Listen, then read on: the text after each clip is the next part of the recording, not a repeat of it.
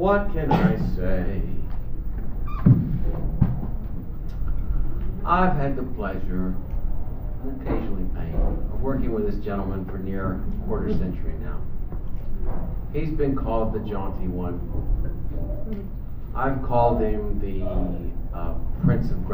the graphic Prince of Darkness, the Sultan of Swing, the Commander of Cool. Ladies and gentlemen, Jim Steranko.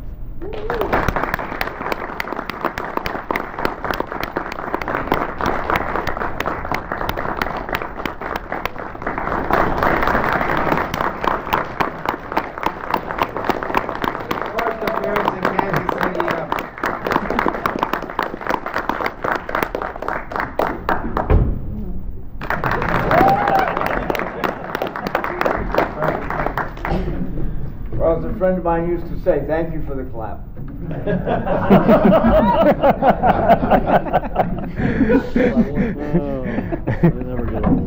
Hey, you know, this is my first time in KC.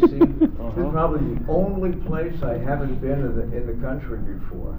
How the hell did that happen? I don't know. Maybe you guys are smarter than you look. No. But Joke, chill, come on. It's going very well.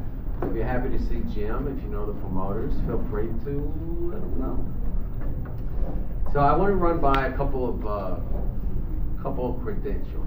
By the way, did David tell you that we've been associated for 25 years doing these kind of shows and panels? 25 years? And in 25 years, there's nothing that he wouldn't do for me, and there's nothing I wouldn't do for him. And that's why it's been for 25 years. We haven't done a damn thing for each other. Now, to show you the kind of guy I am, I was walking down the street this morning past this restaurant that said, breakfast anytime. So I ordered bacon and eggs during the Renaissance. Hit it. Oh. I'll explain that one to you later. Come by my table. Let's see. A couple of little touchstones for Jim historically. The let's see, Comic Buyer's Guide did one of the longest running comic-oriented publications ever. They ran a millennium poll of professionals, comics professionals, all voting on the top comics professionals. They had various categories, and Jim came in as in the top 5 comic book cover artists of all time. And then Wizard magazine did a cover feature on the top comics innovators of all time, and he was in the top 5 on that list as well. And a couple of years ago in San Diego, out of all the, San Diego, of course, is the biggest Comicon in America, has been for many, many years. Out of all the artists that appear in San Diego, when Jim appeared there, I believe it was 2 years ago, Entertainment Weekly chose one artist of all the artists that were appearing there to do a 5-page spread on, and they picked you. So, just a couple little footnotes. Which happened to be a couple pages bigger than their Stan Lee article. So, I think... I modestly point out. So let's see, a show of hands, if you're most familiar with Jim from his comic book work. Let's see a show of hands. All right, I figured it'd be most of them. So, I mean, besides comics, he was also an escape artist. He also had a rock band, the early days of rock and roll in the early 60s. And art director at an ad agency, and writer, Hollywood reporter, publisher, paperback book cover illustrator, quite a few hats. Sometimes we call him the cat with 10 lives. But I think it'd be good for us to start with, tell us, Jim, how did you get into comics? It was so long ago, it's mercifully blotted out of my memory. No, look. Seriously. All of us have this in common. We grew up reading and loving comic books as kids. All of us. That's what we have in common. We share that. And I can tell you that I feel like comics are really in my blood because my mother told me this story. She said, you learned to read at 1.5 years old. And I said, Mom, come on. That's a little bit young. And she said, check out the baby book. You know how moms have their baby books? Got the baby book out, and there it was. And I said, how did that happen? And she said, well, my Uncle Gene used to bring over frequently to our house bagfuls of used comic books. Boy, if only I could go back there for about a half an hour with a truck. And my mother used to put me on her lap, she'd take a comic book, and I would point to the balloons, and she'd read them. I must have already kind of gotten that, you know, that sense of what characters were saying, and she'd read the dialogue that all the characters had. And we did it over and over again, and she said, finally, from pointing out the words, you actually learned to read. And I said, well, how do you know I didn't memorize what you were saying, what these characters were saying? And she said, we cover over the pictures that only the balloons were showing, and asked, you know, what they were saying, and you could read. So, comic books in my blood. Simple as that. When I decided to make this move, and I'm not sure I really made an overt move in that particular way, but I was an art director at an ad agency, 8 to 5, regularly. And I also played, as David mentioned earlier, in a rock band. This was in the dawn of rock and roll. I played for 12 years from the time I was 18 to 30. So I had 2 full-time jobs at this point. And I was gigging around, sometimes playing 3, 4, 5 nights a week, sometimes out of town, sometimes out of state. So my plate was completely full. I forgot to make an announcement. We don't want no video, no flash photography. Photography without a flash is okay, but no video, no flash photography, please. Thank you. Under penalty of death.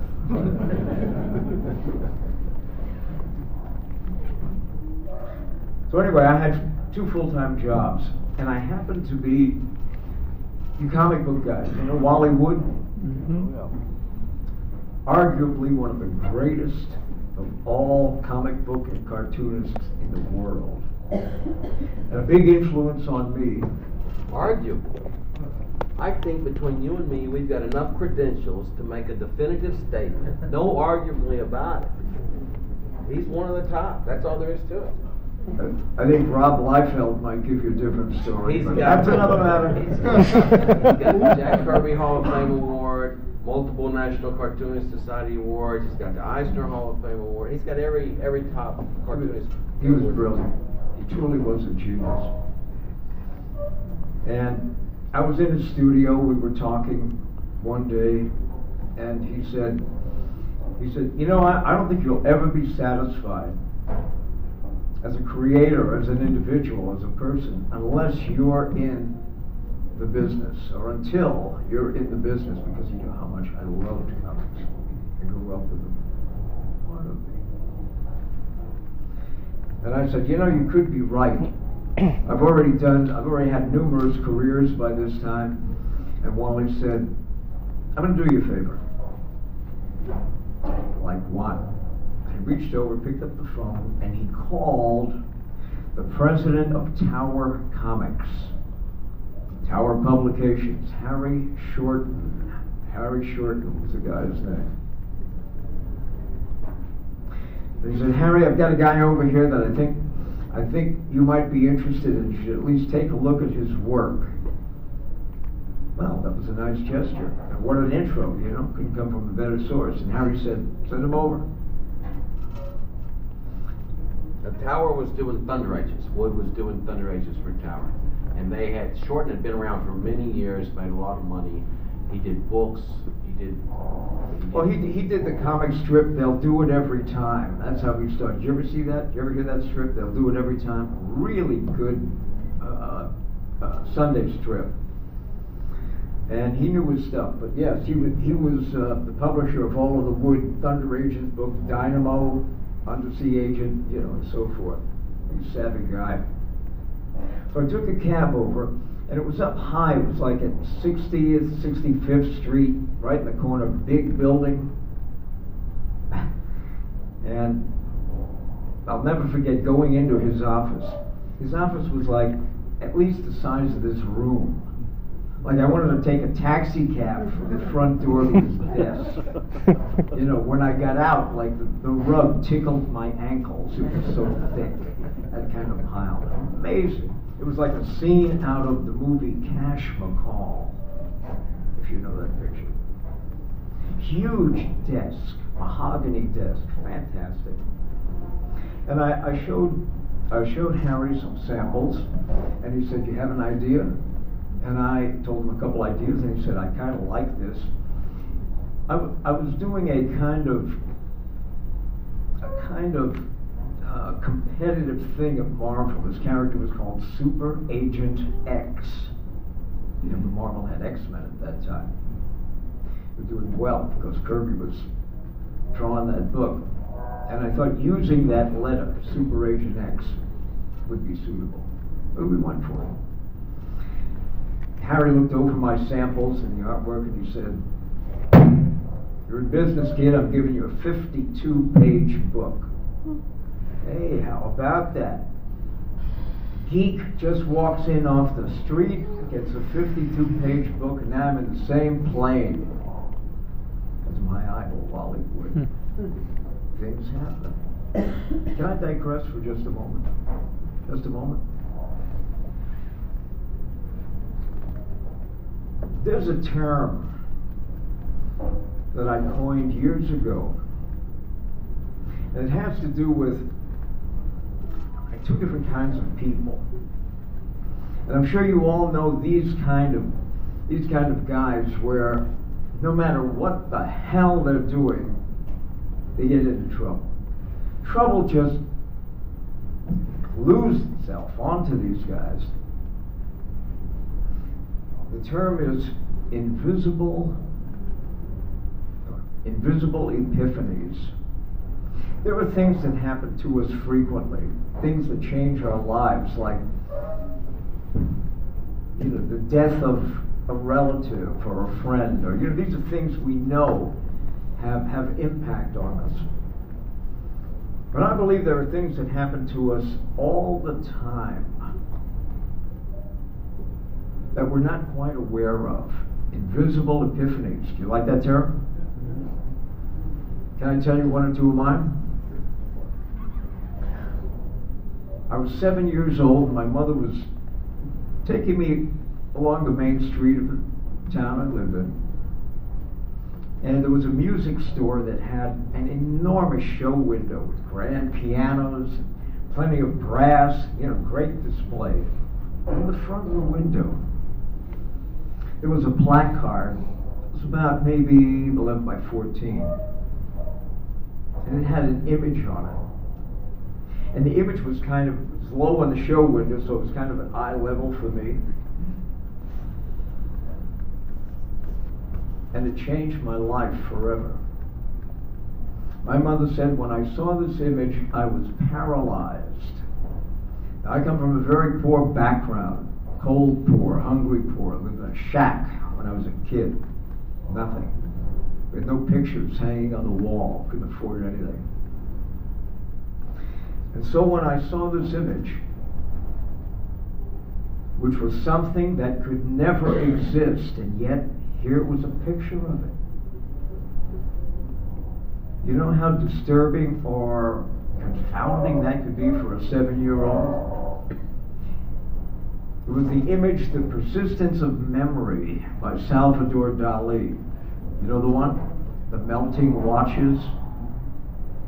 Changed my life forever. My mother tried to pull me along. I just froze. I was paralyzed for a couple of minutes because I never I never realized such a thing could exist. That changed my life. An invisible epiphany. Here's another one.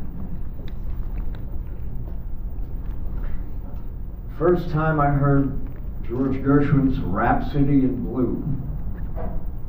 Never the same again. Changed my life forever.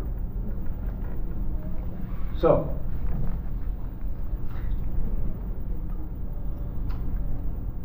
Harry Shorten gave me the assignment. We've got a 52-page book.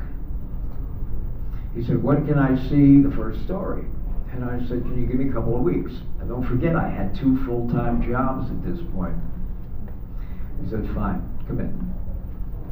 2 weeks later, I was in his office, and I had 20 pages of Super Agent X penciled. He looked through it and he said, I like it. I think this will work. But from now on, you and I won't be seeing each other again.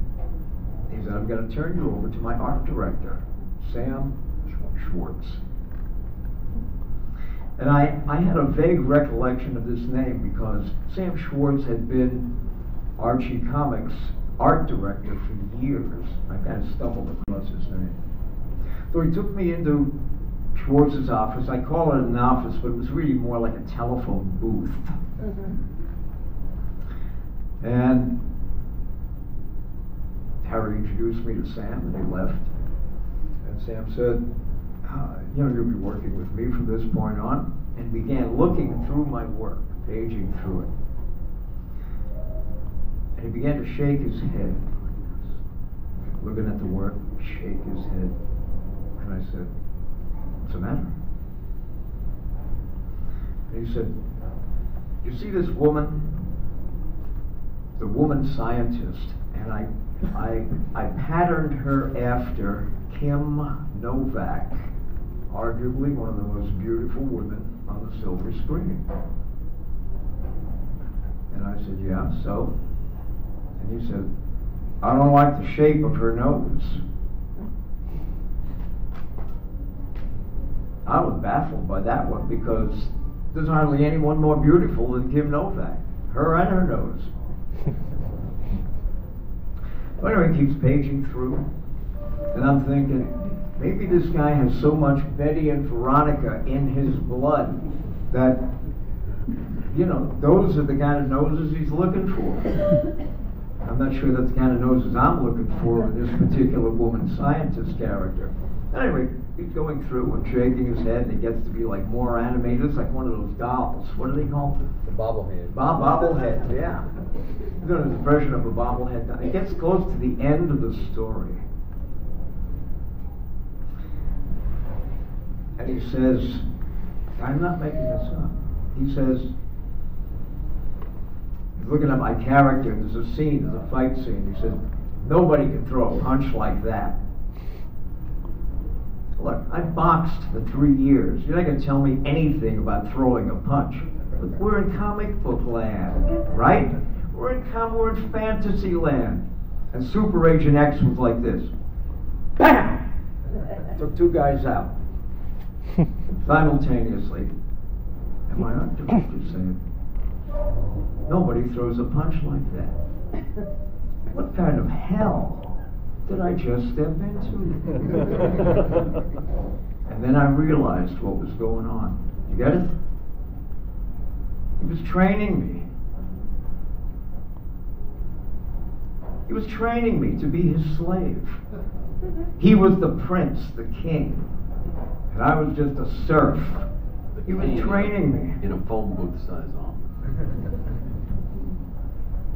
And I thought this was really despicable because I was just a dumb kid. This was my first, time here at Tower. He should have been nurturing, embracing, right? And instead he alienated me. And I got very angry at that particular moment. Very angry that he would do such a thing. And Harry never warned, maybe Harry never knew. And I grabbed his wrist, right at this pressure point down here. And everything I do is with my hands. I have really strong hands. And I dug my fingernails into his wrist as hard as I possibly could, and I could see the blood just drop from his face. He turned white. And I said, "Don't say another word. I'm going to put you on the floor." And I meant it. He knew damn well I meant it. He didn't say another word. And I took the pages out of his hand and walked out. Is that the stupidest thing you've ever heard in your life? I had a 52-page book of my own, like Wally Wood. And this guy, pulls this little trick on me, and bang, I have to leave. And the office was so small, we were almost toe-to-toe to begin with. But at that moment, bang, I was right in his face. That was it. That hot-head Steranko. Well, look, I had 20 pages of H&X. What should I do? The obvious, of course. I went down to Archie Comics, where Sam Schwartz used to be. They were like 5 blocks south of where we were, and I went into Archie. And I said, "I'd like to talk to somebody about a possible job here, the new strip." The receptionist said, "Would you like to talk to John Goldwater?" I don't know if that name means anything to you, but Golden Age Comics, MLJ, that ring a bell with anybody? The MLJ group? The J is for John Goldwater. That's the original name of Archie Comics, was MLJ. He was one of the founders of the company. Where's our audio-video guy? Where'd he go? Are you? All right, sorry. So John comes out, a very personable guy.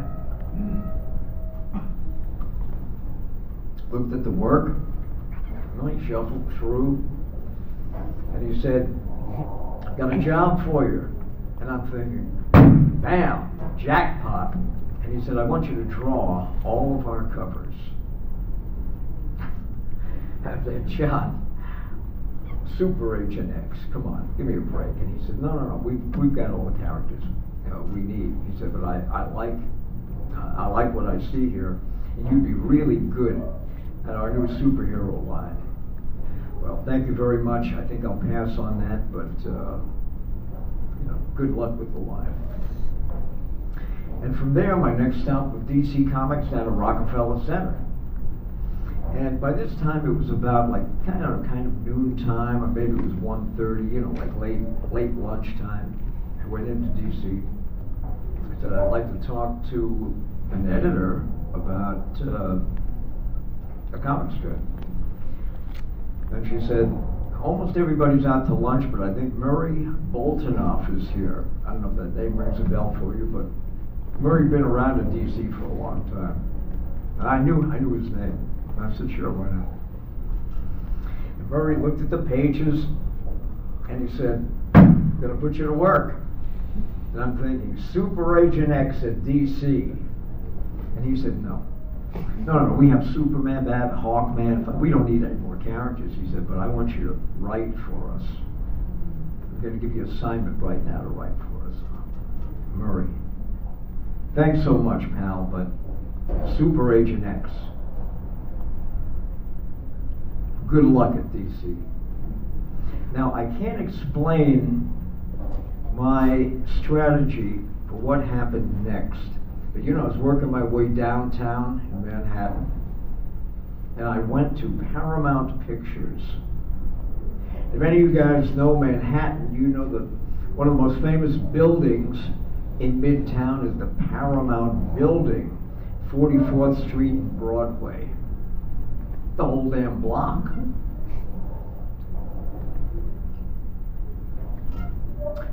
So I walked in and I said, "I'd like to talk to somebody about the possibility of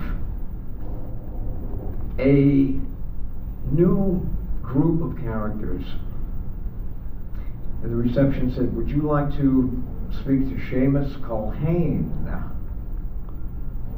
I don't know if that name means anything to you, but in the animation world, Seamus Culhane is as famous as Walt Disney. And And I said, I would like to talk to Seamus Culhane. She took me into his office. Really savvy, personable guy, and got right to it. And I love this part. He took all 20 pages of Agent X and he solitaired them out on the floor. Because he's used to storyboards, right? Animation storyboards. But he couldn't tack these up on a board because they were too big. So he laid them all out on the floor and walked back and forth. And he's looking at the action, looking at the characters, seeing exactly what he can use here. And he said, this would make a great Saturday morning TV series. Super Agent X finds a home. Love it. And he said, I want you to come back in 2 weeks. We'll have this contract ready for you, and we'll be in business. Now, I think all of these things may have happened because of a technique that I used. David mentioned a while ago that I did escape work. All my escapes were real. I never went down to the local magic shop and got a $49.95 trick straitjacket. Everything was real.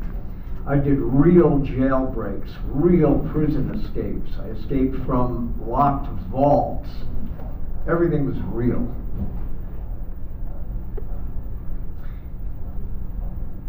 And a device, a technique I used at the time was to psych myself up before I perform or before I go into any escape work. Psych myself up so that whatever challenge I was faced with, I could beat. That's an important thing as an escape artist, because even if the slightest idea that you'll fail is in your head, you're done. These are all real things, real escapes. Nothing fake, nothing set up. And so when I went up to New York that day, the drive, it's like a 2-hour drive for me, I psyched myself up into this kind of state where people could not say no to me. They could not use that word no to me. And so bam, here I was, 4:45 in the afternoon, and I just sold Super Agent X to Paramount Pictures. Not bad for a day's work, don't you think? I still had 15 minutes to get into trouble. You know how much trouble I can get into in 15 minutes? A lot. I took a cab over to Marble. Marble's offices on Madison Avenue and 57th. Took a cab over. I'm not even sure why. I already had like 2 full-time jobs and now, Super Agent X. But maybe I have a kind of masochistic side. I can't explain it. I got there at 5 minutes to 5. I walked in, and does the name Fabulous Flo mean anything to you? Fabulous, anybody? Fabulous Flo Steinberg. She was Marvel's receptionist. And you know what? Really cute. Really cute. Go-go boots, mini skirt. She was cute. Google her. You'll agree. And she said, can I help you? And I said, I'm here to see Stan Lee. She laughed in my face. And I said, what's so funny? She said, nobody sees Stan Lee. So I got my pages, and I took her wrist, and I cranked her arm up into this position. I put the pages under her arm and locked them in with her hand, and I said, Stan will see me. And she was kind of stunned. And she left the room. She came back a minute later. Now she was really stunned. It was almost like somebody had hit her in the head with a ball-peen hammer. Stan will see you, she says. And she didn't have the pages. Huh? Good sign. So, went into this little office in the corner, Madison Avenue and 57th, and it was one of the cleanest offices I've ever been in my life. Hardwood walls, and there wasn't a speck of anything. I mean, it was clean, and there was Stan, working at my pages, and he said, sit down over there on the sofa, and we'll chat for a while. And we did. We had a 15-minute conversation, but not about art, not about comics. Stan wondered who I was. He was asking me questions, you know, where do you come from, what do you do? And I told him, you know, I already had 2 jobs and I was working round the clock. Keeps looking at the pages. And I was asking him questions about my favorite artists and writers. And we talked about film. We talked about books we liked, authors we read, what we had in common, what we didn't have in common.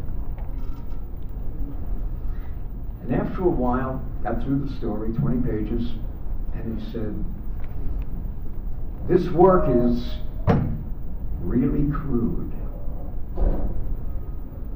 Oh, okay. But, hey, you know when you get but? You know when you get that but? You know what I mean? And I'm sitting here, I'm waiting for the punchline. Are you going to tell me? Or must I guess, Stan? He said, no, well, your work has something I really like. It has energy. He said, I can sell energy. Energy is important in comics. Kirby's a prime example of energy. But, he said, I have no place for you. All of my books are taken. They all have writers and artists of interest. I've really got nothing for you. Hey, like I gave a damn. I already had 2 full-time jobs and now Agent X. So what the hell did I care? I didn't care. And Stan said, I know what you're going to do now.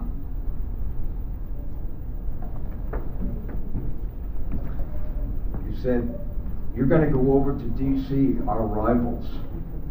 And he said, I cannot afford to have you working for the competition. I almost said, Stan, you're a lot smarter than you look. I hadn't told him that I was over at DC. I got a job assignment and turned it down. Stan said, I can't afford to let you get away. So I'm going to do this. And behind him there was a rack of comic books on the wall. And it had all 32 of Marvel's titles at that time. And Stan said these 2 words that changed comic history. He said, pick one. Now look, I could have had the FF, I could have had Thor, I could have had the X-Men. But there's a word for following Jack Kirby. You know what it is? Suicide. I might be crazy, but I'm not stupid. I picked the worst book I could find there. Strange Tales with Nick Fury, Agent of S.H.I.E.L.D. You know, all these other guys had really cool masks and costumes and cloaks and superpowers. You know what this guy had? Cigar. And you know the rest of the story. We changed comic history.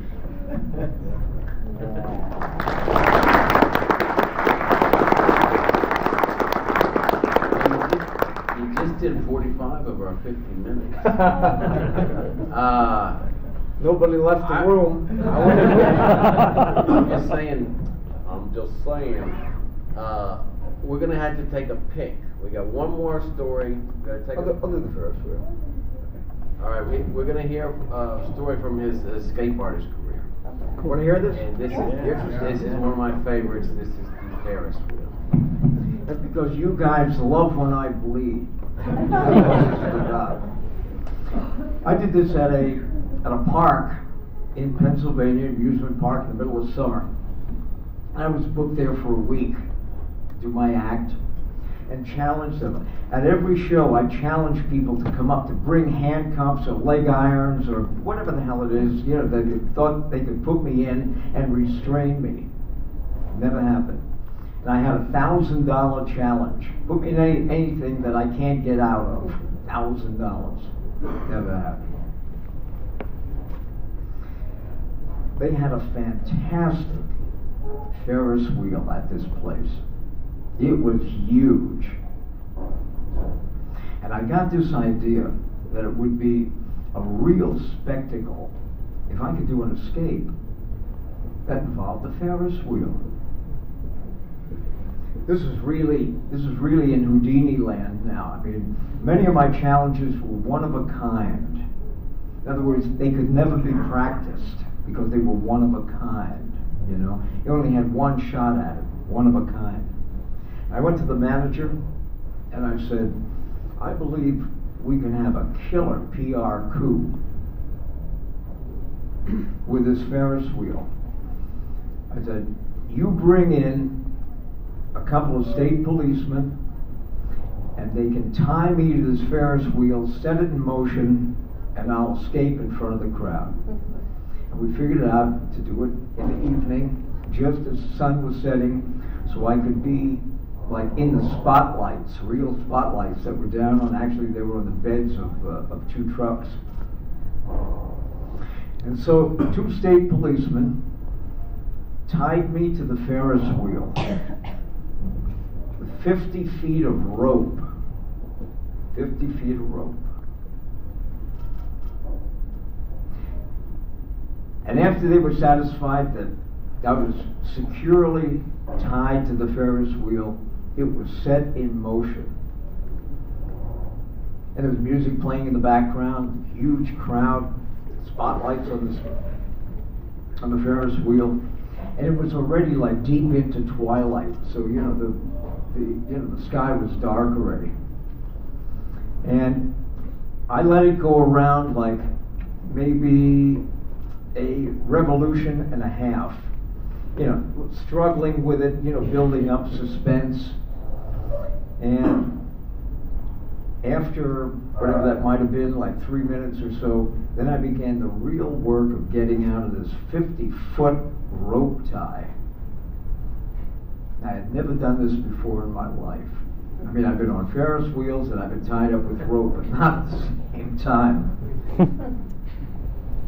And little by little, I began to escape from this rope tie. And it took another couple of revolutions, and then something happened that I hadn't expected. The rope kind of let go all at once. I mean, I had gotten out of, you know, whatever was tied to my hands, my arms, I was tied to my legs, but there was a point where I had loosened the rope so much that gravity took over. And while this Ferris wheel was going around, the rope simply let go, and I began to fall. Now, I was an acrobat in school, but not like this. Because this Ferris wheel was at least 80 feet high. That's a long way down. And I fell, I mean, you know, it just happened like that. You know, there was no thinking about it. There was no planning. There was no options to be had at that point. And I fell maybe 12 or 15 feet. But just at that very moment, one of the cars, you know, one of the seats came around, you know, revolved into that position, and I fell right into the car. I wouldn't be here today if that car hadn't been there. I would have been a stain on that cattle. But anyway, I hit the car. It was all made of metal with maybe plastic arms or something like that, plastic seat. And I was cutting my head. I think I had a cut on my lip. I had a lot of contusions and lacerations and all, but hey, this is showbiz, folks.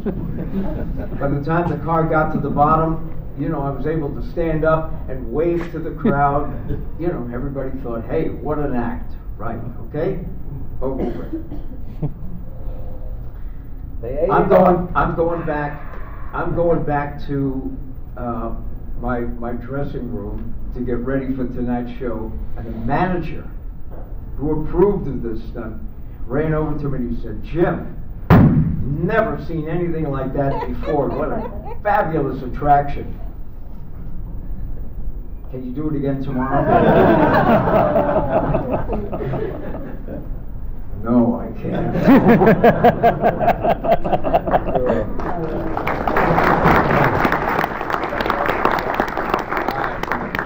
One more quick one from his.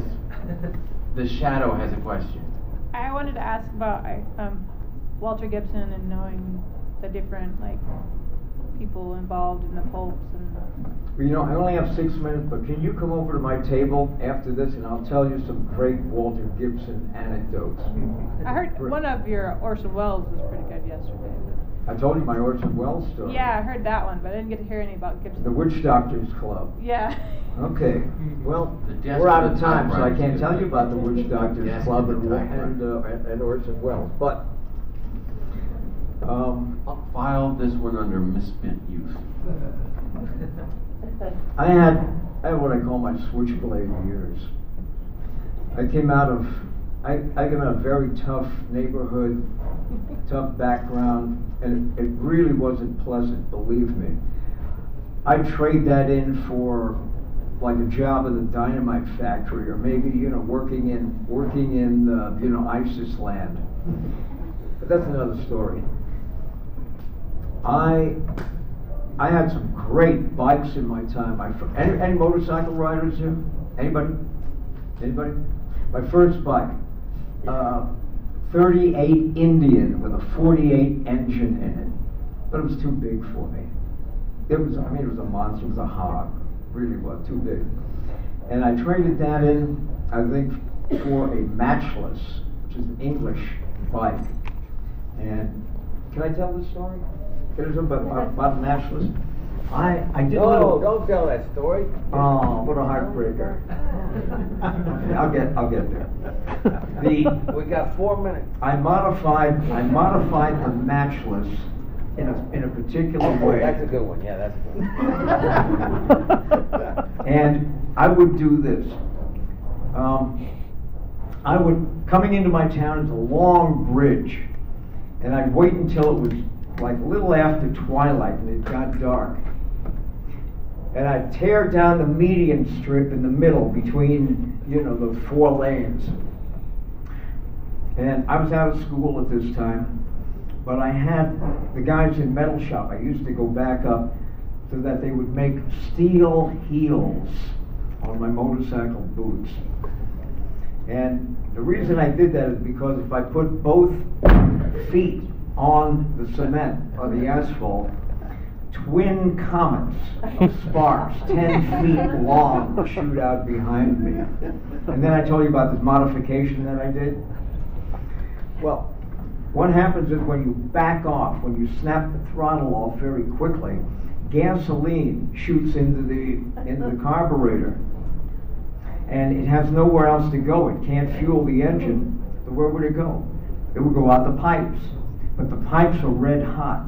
So when I back off, and I've got both feet planted on here, doing twin comets of sparks, twin fireballs shoot out the back of the out of the pipes. So what do I call that? Eat your heart out, Nicolas Cage. Ladies and gentlemen, Oh, you got 3 minutes.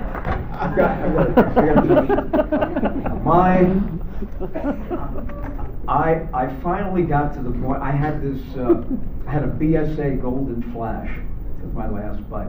It was rebored to 40 over, had a Spitfire cam and racing tires, and it was chrome fenders, chrome tank, and black. and it was a bat out of hell. Beautiful bike. And I gotta cut the story short. I was coming back from, This is the one I didn't want to. I was coming back from Don't blame me if you don't like this story. I was coming back from like a local farmer's market that was way out of my area, and it started to rain. And I had my girlfriend on the back. I gave her my leather jacket. I had a t-shirt on. And I figured I'd outrun the rain, you know, like in The Mummy, you know, like Brandon, what's his name? Brendan Fraser. Brendan Fraser. You know, with the sandstorm. I figured I was going to do one of these. But the road started to get wet in front of me, and I'm trying to beat it. You know, I'm doing like 40, 50, 60. I'm trying to stay ahead of it. And I wasn't familiar with the territory, and I saw about a block ahead that the road just stopped. It went to a T, and it just stopped. And my bike had no crash bars on it. I couldn't bear that idea because it was so beautiful. And I had no crash helmet, never had a crash helmet. And there were only two possible things to do. There was trying to go around around this curve, but at 50, 60 miles an hour, you couldn't do it on a wet street. The bike would lay over, and because there were no crash bars, it would take my leg off.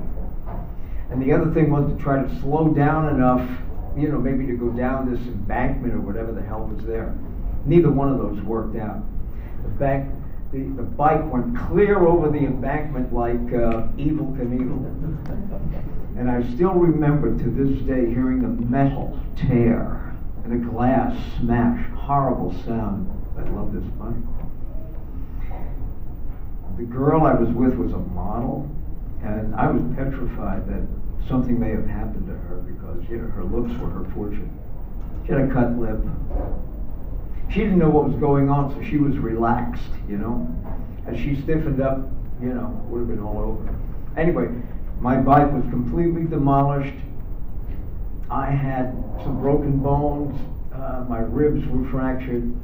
And I was cut from head to foot, including, this is the worst one. I told you I was an acrobat when I was a kid in school. Well, automatically I went into what's called a forward roll off the bike. The bike just took me over. I went into forward roll, and I hit this dirt embankment with my elbow, and it tore my elbow away. Now, both of us were able to stand up. The bike was a disaster, but I was really bleeding out of this elbow, and I didn't, it could have been a farm 3 miles away, 5, I mean, I just didn't know how far we'd have to walk. I needed to go to the hospital. And so I made an executive decision. I took this elbow and cauterized it on the exhaust pipe, white hot exhaust pipe of the bike, and burned it shut. And at that point, I said, I think my motorcycle days are over. Okay, now they are over. Now here's the story that David wanted me to tell. I went 55 seconds. It went from green to red with no yellow in between. And when he was talking about racing around that corner, he's racing that clock at the same time. I went back to cars at that point. And I remember there's this one moment, there's a street, a main artery that goes into the heart of the town that I lived in. And we went by this garage, this gas station, where a bunch of bikers hung out. And right after we went by, I heard them kicking off those bikes. And in about a block, I was followed by 4 or 5 bikers. And I knew these guys. They were tough guys. They surrounded my car. 2 of the bikes got in front, 2 in the sides, 1 in the back. And they slowed up. They slowed me down to like 15 miles an hour, you know, hitting all the lights. They were all coordinated. Yeah. And they said the foulest things you could ever imagine to me and this young lady that I was with. So what could I do? You know, I was outnumbered, outgunned, right? So, and you know, they were kicking the car, and you see, that thing I just told you about, I was doing like regular math. You know, regular math? You know, it was like 5 against 1, you know? In a moment or two, I began to do what I call Steranko math, which is this. I was in a car, it was a convertible, Plymouth convertible, it weighed a couple of tons. All those bikes together, you know, maybe weighed 1,100 pounds, something like Steranko math, you get it? Bam! I hit the gas pedal. And I was going to run these sons of bitches down. And they knew it. The 2 bikes up front parted, and they came to the sides. And I was doing like 35 miles an hour down the stretch. They were following me 40, 45 miles an hour, 50 in a moment. I mean, we were racing down. They were right behind me. Steranko math. I slammed on the brakes. And 30 seconds later, there were arms and legs and wheels and handlebars and fenders all over the street. That's when I stood up in the car and I said, "Now I'm gonna back up!" Ladies and gentlemen, Jim Steranko. Thank you so much.